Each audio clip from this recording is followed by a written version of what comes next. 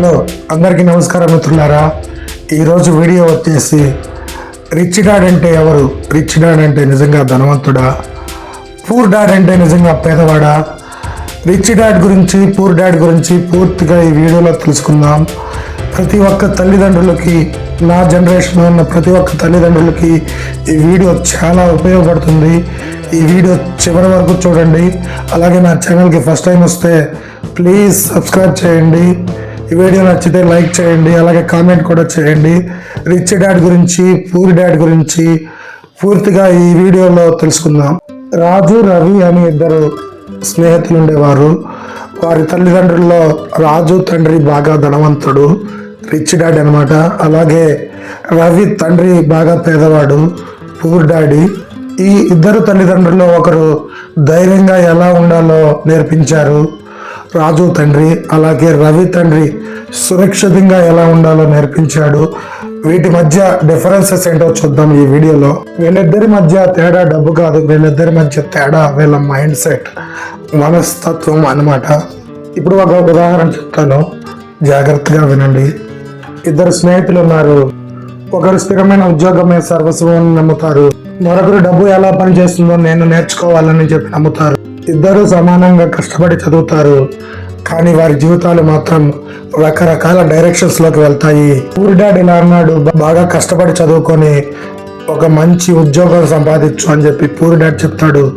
కానీ rich dad మాత్రం డబ్బు కోసం పని చేయకు, డబ్బు నీ కోసం పని చేయించుకో అని చెప్పి రిచ్ డాడ్ చెప్తాడు. ఇక్కడ ధనవంతుడైన కొడుకు దగ్గర పేదవాడైన కొడుకు పని చేస్తాడు. ఒక వ్యక్తి స్థిరంగా 12 గంటలు ఉద్యోగం చేసి ఒక స్థిరమైన జీతాన్ని ఆర్జిస్తాడు. మరొక వ్యక్తి కోడింగ్, ఫ్రీలాన్సింగ్, అనేక రకాల టెక్నికల్ స్కిల్స్ సంపాదించుకొని అదనపు ఆదాయాన్ని ఆర్జించి ఆ ఆదాయాన్ని మరొక రూపంలో పెట్టుబడి పెడతాడు.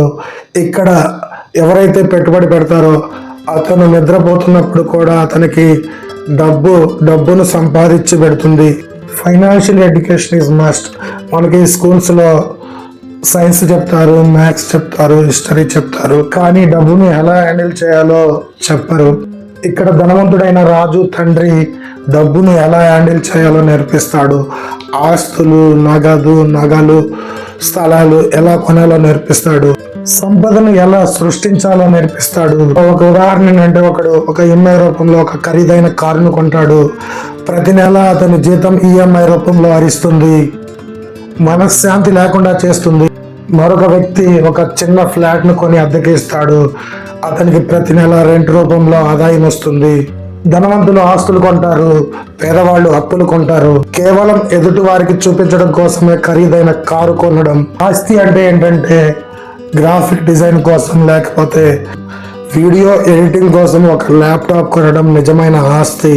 ఆస్తి అంటే నెలవారీ ఆదాయాన్ని ఇచ్చే ఒక చిన్న ఇల్లుని కొనడం. రిచ్ డాడ్ ఇలా అన్నాడు, మీరు ఉద్యోగం మీద మాత్రమే ఆధారపడకండి, మరొక ఆదాయ మార్గాన్ని అన్వేషించండి. మీ ఉద్యోగం మీ ఈఎంఐని చెల్లిస్తుంది, మీ వ్యాపారం మీ భవిష్యత్తుని నిర్మిస్తుంది. ఉదాహరణ, ఒక స్కూల్ టీచర్ ఉదయాన్నే ఒక చిన్న టిఫిన్ సెంటర్ని నిర్వహించి అతను ఒక అదనపు ఆదాయాన్ని ఆర్జిస్తాడు. ఒక విద్యార్థి వీడియో ఎడిటింగ్ నేర్చుకొని ఫ్రీలాన్సర్గా మారి ఆన్లైన్లో పోర్ట్ఫోలియోని ఏర్పాటు చేసి అదనపు ఆదాయాన్ని సంపాదిస్తాడు. ధనవంతులు తమ డబ్బును తెలివిగా వ్యవహరిస్తారు, తమ డబ్బును తెలివిగా పెట్టుబడి పెట్టి తర్వాత వచ్చే ఆదాయంలో ఖర్చు చేస్తారు. పూర్ పీపుల్ ముందుగా ఖర్చు పెడతారు, తర్వాత పెట్టుబడి పెడతారు. మనకి పూర్ మనీ ఫ్లో ఎలా ఉంటుందంటే spend, loans, shopping, no savings. Rich money flow ఎలా ఉంటుంది అంటే invest 20%, save 10%, spend the rest money. నెమ్మదిగా ఈ చిన్న అలవాట్లు భారీ తేడాలను సృష్టిస్తాయి. పూర్ డాడ్ ఫెయిల్యూర్కి భయపడతాడు, రిచ్ డాడ్ ఎలా ఎదుర్కోవాలో నేర్పిస్తాడు. రిచ్ డాడ్ ప్రతి వైఫల్యం ఒక పాఠం లాంటిది అని చెప్పి నేర్పిస్తాడు. ఒక చిన్న యువకుడు ఒక టీ స్టాల్ స్థాపించాడు, అది 2 నెలల్లో ఫెయిల్ అవుతుంది. అలాగే అతను అక్కడ ప్లేస్ మార్చేసి వేరొక ప్లేస్లో టీ స్టాల్ స్థాపిస్తాడు. సెకండ్ ట్రైన్లో అతనికి అతి పెద్ద విజయం లభిస్తుంది. ఇక్కడ వైఫల్యాలు మైలురాళ్ళు అవుతాయి. చాలా మంది పేదరికంలోనే ఉంటారు. ఎందుకంటే ఏదైనా చేస్తే ఎవరైనా ఏమైనా అనుకుంటారని చెప్పి ఏది చేయకుండా అక్కడే ఉంటారు. కానీ ధనవంతుడైన రాజు ఎవరి ఆమోదం కోసం జీవించడం మానే నిన్ను నువ్వు నమ్ముకో, నీ కష్టాన్ని నమ్ముకో, తెలివిగా వ్యవహరించు, సక్సెస్ నీ దగ్గరకు వస్తుందని చెప్పి చెప్తాడు. ఒక అమ్మాయి ఫిట్నెస్ ట్రైనర్ కావాలని చెప్పి అనుకుంటుంది. కానీ చుట్టుపక్కల వాళ్ళు ఆమెను నిరాశపరిచి, ఎందుకు ఫిట్నెస్ ట్రైనర్ అంటే సేఫ్టీ ఉండదు, ఒక మంచి ఉద్యోగం సంపాదించు అని చెప్పి నిరాశపరుస్తారు. కానీ ఆ అమ్మాయి మాత్రం ఆ అమ్మాయి ఇష్ట ప్రకారం ఫిట్నెస్ ట్రైనింగ్ నేర్చుకొని ఒక ఫిట్నెస్ ట్రైనింగ్ స్టూడియోని ఏర్పాటు చేసి అందరికీ ఫిట్నెస్లో ట్రైనింగ్ ఇచ్చి మంచి విజయం సాధిస్తుంది. Work to learn, not to earn. Poor dad focused on salary, rich dad focused on skill. Skill సంపదను తెస్తుంది, జీతం మాత్రమే సంపదను తీసుకురాదు. ఒక వెయిటర్ కస్టమర్ సర్వీస్ నేర్చుకుంటాడు, కస్టమర్స్ని ఎలా గౌరవించాలో నేర్చుకుంటాడు. అతను కొంతకాలం తర్వాత ఒక మేనేజర్ అవుతాడు, తర్వాత ఒక పెద్ద రెస్టారెంట్ని పెడతాడు, మంచి సక్సెస్ఫుల్గా తయారవుతాడు. ఇక్కడ ఒక చిన్న స్కిల్ ఒక పెద్ద రిజల్ట్స్ ఇస్తుంది. ఒక చిన్న సర్వెంట్ కాస్త ఒక పెద్ద రెస్టారెంట్ ఓనర్గా మారుతాడు. కంక్లూజన్ ఏంటంటే build a rich mind set. మన మైండ్ సెట్ అనేది బాగా ధనికంగా ఉండాలి, పేదవాడిలా ఆలోచించకూడదు, ధనికుడుగా ఆలోచించాలి. రిచ్ డాడ్ పూర్ డాడ్ అంటే ధనం గురించి కాదు, మైండ్ సెట్ గురించి.